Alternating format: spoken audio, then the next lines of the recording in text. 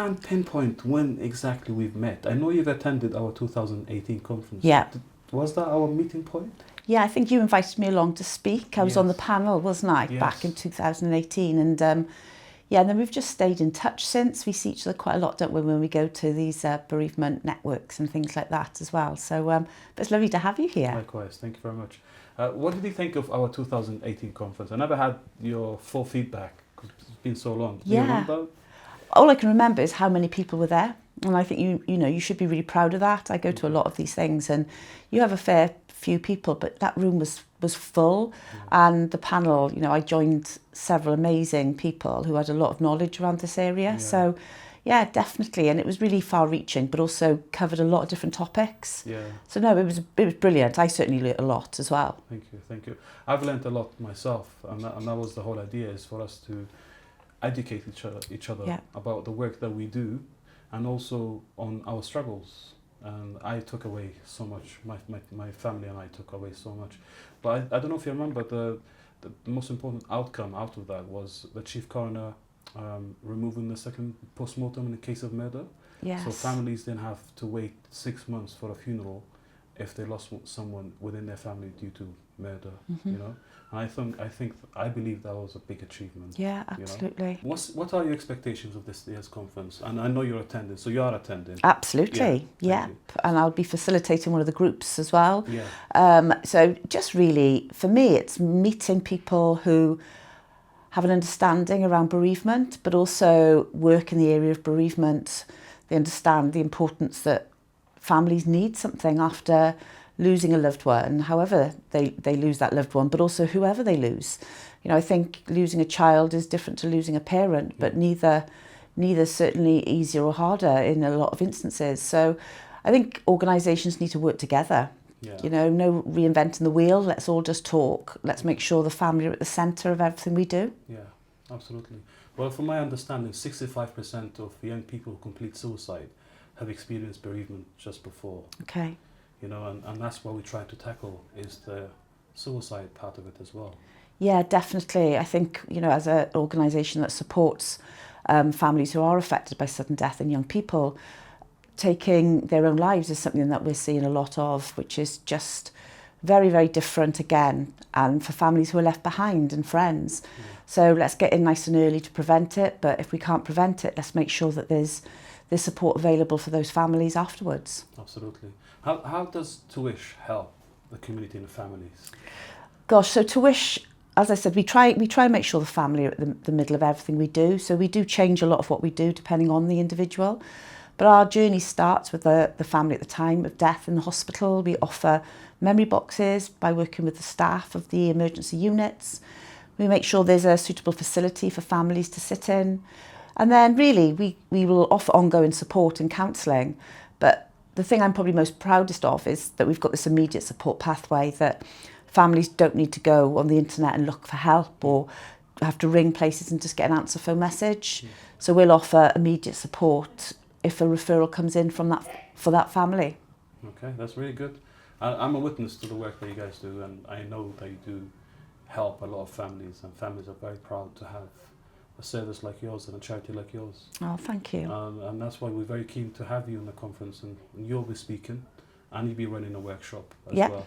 I believe the workshop is about suicide, bereavement, or... Yep, and to do with young people as well, isn't it? Just to make sure that we can, educate the young people around this, but also it affects a lot of people, and I think everyone needs to know that they can be heard when they have this effect in them. Absolutely. How do you think the community and charities can help Tuish? For us, it's about raising awareness. We're a charity, so anyone who would like to fundraise for us is amazing. Absolutely. Any corporates and businesses who would like to support us, it's amazing. But for me, that brings awareness, that brings communities coming together. We are a very community-based organisation. Majority of our fundraising comes from the community. So we do go out into the community a lot. We sort of facilitate training around bereavement. But we also want to make sure that if a community is rocked by a tragic event, that if anyone in that community needs support, that Tuish is there as well. So, hopefully being involved in this amazing conference will, you know, hopefully we can support you, but also you're supporting us by getting our name out there and people knowing we're there too. Absolutely. Out of 2018 conference, one of the young men attended, he recently lost his brother back then, due to, he was very young. He had a heart condition, and he wrote a book post the conference. Yes. The Boy with Two Hearts. Yeah. You know, and he's coming to speak. Is he? Yeah, he's coming to speak. But the reason he wrote the book, one of the reasons is because he didn't have enough support after, you know, and that's not a dig at the charities out there, but I think there's more work that needs to be done. There's more investment in your work that will help you outreach more. Am I right? Oh, there's just so much more that needs to be done in the world of bereavement. There really is. You know, we work with families who are affected by the sudden loss of a 25-year-old or under. But what about if they're over 25? Exactly. Like the young man. I lost my dad recently, and as a family, we've had no contact from anyone. You know, how is that possible? Why do we not matter? Did he not matter? And I think the ongoing effects of not having any support does make you feel like no one cares about you. And I think that if things can be improved, would make people feel a lot better about themselves, as well as, you know, the process they're going through as well. Absolutely. And that's exactly the title of our conference is You're Not Alone. You know, it's because, you know, families do feel alone. Yeah, very. And that's where suicidal thoughts come in.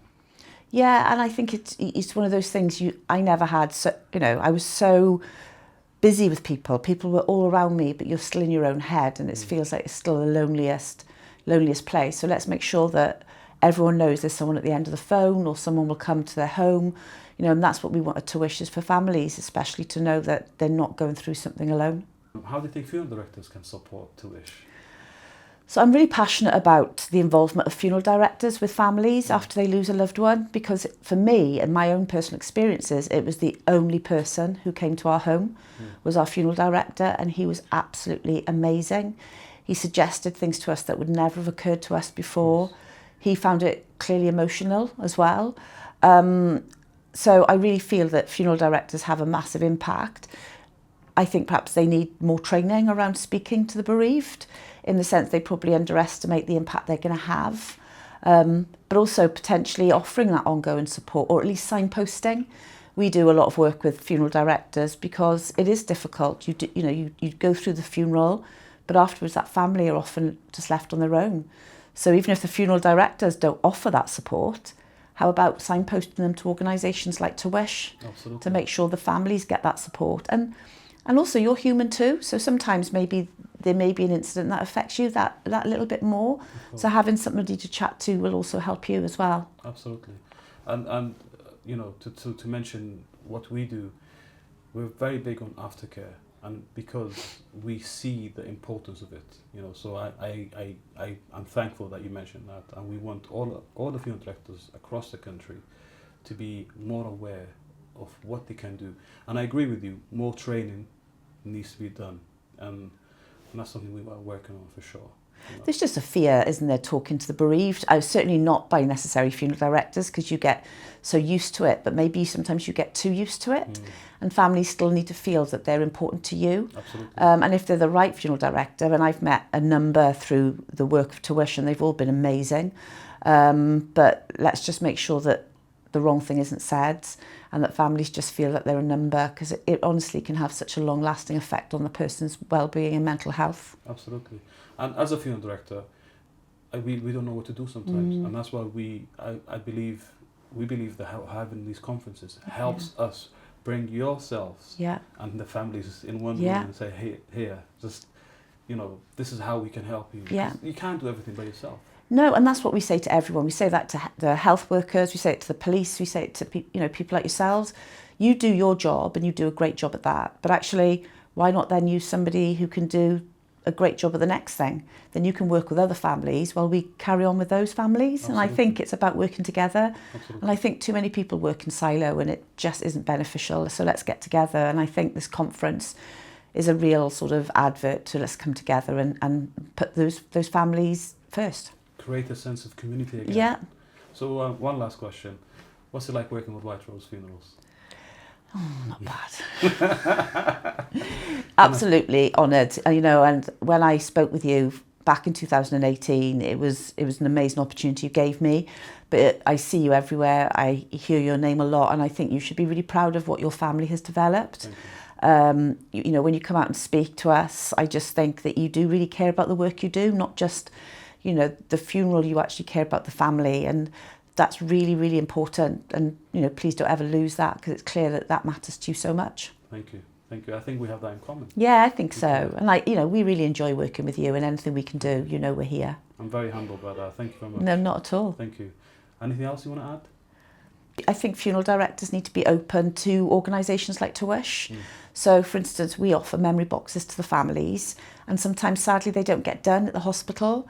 So we then come out to the funeral directors and we will ask you if you'll do them. If not, my team are more than happy to take the handprints and things themselves. But sometimes they've not been made to feel particularly welcome. Sometimes funeral directors have refused to do it, or sometimes just presumed it's quite an easy thing and just sent one of my staff in to see the individual, and it's just not been acceptable, really. So I think, you know, build relationships, get to know us. Don't sort of turn us away until you know what we do, because actually we will help you and those families going forward. I can testify to that. I appreciate you saying that. I think what's been great about working with you as well is I think we've learned a lot around, you know, different religions and what people want, because, you know, we are all afraid of saying the wrong thing, and sometimes when we have families, everybody's needs are different, and we want to make sure that everyone, whatever their background, whatever their religion and culture, they get what their family require. So that's where I feel working with you, we can have that honest conversation. And if I've got a family here that maybe I need some more advice about, I know that you're at the end of the phone. Absolutely. And if you remember 2018, Fiona Wilcox, the senior coroner for NO West London, who dealt with the Grenfell tragedy, she spoke very well about what happened and the importance of mental health support for service providers. Yeah. You know. Yeah. Which we all learned from that. Yeah. Haven't we? And we took it further in my work and your Yeah. work. And I can see you've actually developed your services after that to help individuals who are frontline. Absolutely. So yeah. It's so important. So we support anyone affected. So we look at the child, young adult, and we'll think about who's been affected. So it's their friends, their families. Was there someone who witnessed it? Yeah. Where did they work? Did they play rugby and have friends there? So we always look at that big ripple, and it's really important that, you know, it doesn't matter, you can't judge those relationships. People are affected in a different way, and we want to make sure that anyone, including the blue light services, can come to us and get that support that they really do deserve. Absolutely. That's really good. Thank you for that.